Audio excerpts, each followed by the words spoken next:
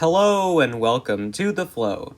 Today on Cycling with Sully, we are comparing 10 hardtail mountain bikes in the $700 to $900 price range to celebrate the channel reaching 1,000 subscribers.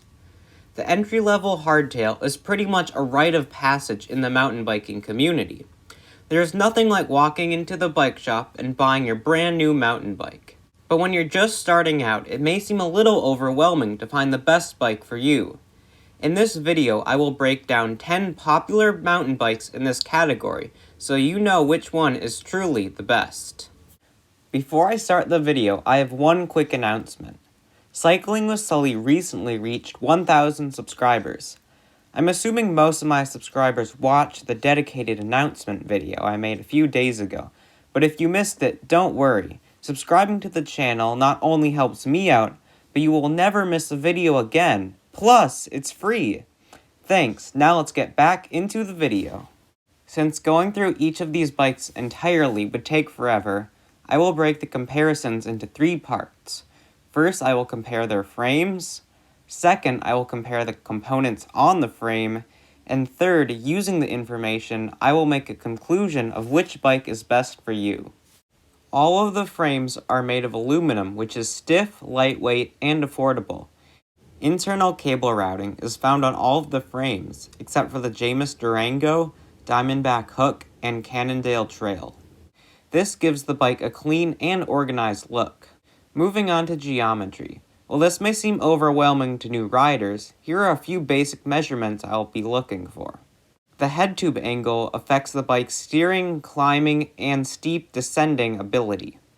The seat tube angle changes the bike's climbing efficiency, and the chainstay length affects how playful the bike feels as well as how stable it is. I will be referring to every bike's geometry specs on the medium frame size. The Polygon, GT, Diamondback, Kona, and Cannondale have geometry that is pretty up to date with other mountain bikes intended for most trail riding. The giant, specialized Fuji, Jamis, and Trek are a bit closer to the faster and flatter riding of XC. When compared to the other bikes, the Polygon Xtrada has the best geometry for stable descending thanks to its slack head tube angle. It has great climbing efficiency due to the steep seat tube angle and a poppy feel from the short chainstays. I have to give the best frame geometry to the Polygon Xtrada. Moving on to the components on the frame. 1x drivetrains have become standard on almost all new mountain bikes today. New technology allows riders to have plenty of range throughout their cassette without needing a derailleur and multiple chainrings in the front. The Polygon Xtrada and Fuji Nevada have the most number of gears and the widest range with their Shimano Diori 11-speed drivetrains, but the Polygon has the slightest advantage over the Fuji from its 11 to 51 tooth cassette. Moving down one gear, the Trek Marlin and Giant Talon have Shimano Diori 10-speed drivetrains, but the Trek has more range thanks to its 11 to 46 tooth cassette instead of the Giant's 11 to 42 tooth cassette. The most popular drivetrain among these bikes is the Microshift Advent 9-speed drivetrain, which can be found on the Kona Dome, the Specialized Rockhopper, and the Jamis Durango. The Specialized and Jamis have 11 to 42 tooth cassettes, which have slightly less range than the Kona's 11 to 46 tooth cassette. The 1x drivetrain with the least amount of gears and range goes to the Diamondback Hook's 8-speed SRAM X3 derailleur paired with an 11 to 32 tooth cassette. The Cannondale Trail and GT Avalanche have Shimano 2x drivetrains, which is quite disappointing in the year 2021, and for their prices.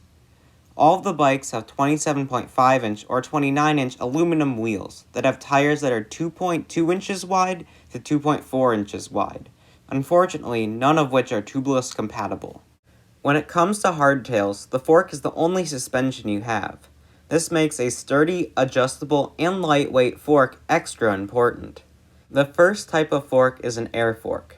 These are generally better than most coil-sprung forks because they are lighter and they offer more adjustability. The Fuji Nevada and Giant Talon have air fork options. The Giant's fork is their in-house brand, and the Fuji's fork is from Spinner? Yeah, I've never heard of that before either. As an alternative, the Fuji has a SR Sun Tour XCM fork with 100mm of travel, and the Giant could have a RockShox Judy coil fork with 80 to 100mm of travel. This fork is also found on the Trek Marlin. The Kona Lava Dome and Polygon Xtrada run SR Sun Tour XCR coil forks with 100 to 120mm of travel. The Diamondback hook and Specialized Rockhopper have SR Sun Tour XCM coil forks with 90 to 100mm of travel. Lastly, the Durango, GT Avalanche, and Cannondale Trail have SR Sun Tour XCT coil forks with 100mm of travel. Moving on to the brakes, all the bikes have hydraulic disc brakes except for the Diamondback hook. In 2021, I find it hard to believe that a bike in this price range doesn't have hydraulic brakes. The Trek Marlin, Fuji Nevada, Specialized Rockhopper, Durango, and Polygon Xtrada have Shimano MT200 brakes. I have these on one of my bikes, and while they aren't super powerful, they are reliable. The Kona Dome, Giant Talon, GT Avalanche, and Cannondale Trail have Tektro hydraulic brakes. I have these on my other bike, and they're quite adequate for most trail riding. Now that we know all of this information, which bike is the best? Well, when it comes to the price alone, I have to give it to the Durango. Its specs put it on par with the Specialized Rockhopper and Trek Marlin. In some cases, even beating out bikes that are more expensive, such as the GT Avalanche and the Cannondale Trail. The bike with the best value goes to the Durango. But what if you have a bit more money? Which bike should you get then? The Polygon Xtrada is right for you. Its 67-degree head tube angle, 75-degree seat tube angle, and 425mm chainstay inspires confidence on the descents and efficiency on the climbs. The Shimano 11-speed drivetrain with an 11 to 51 tooth cassette offers plenty of gears and range to conquer the steepest climbs. And while not an air fork, the SR Sun Tour XCR coil fork with 120mm of travel will absorb most impacts on the trail. If you found this video helpful, or even just entertaining, please consider subscribing to help Cycling with Sully grow.